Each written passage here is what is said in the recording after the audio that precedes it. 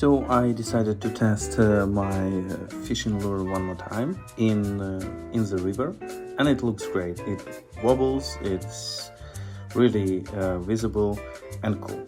So I also decided to get some preparation for the next steps, get some brush, 3D printed eyeballs for my model, and also bought some necessary things like paint, varnish, and some flakes to get it more sparkling. Don't know how it's going to be, but really excited to go to the next steps. Subscribe to see the next series.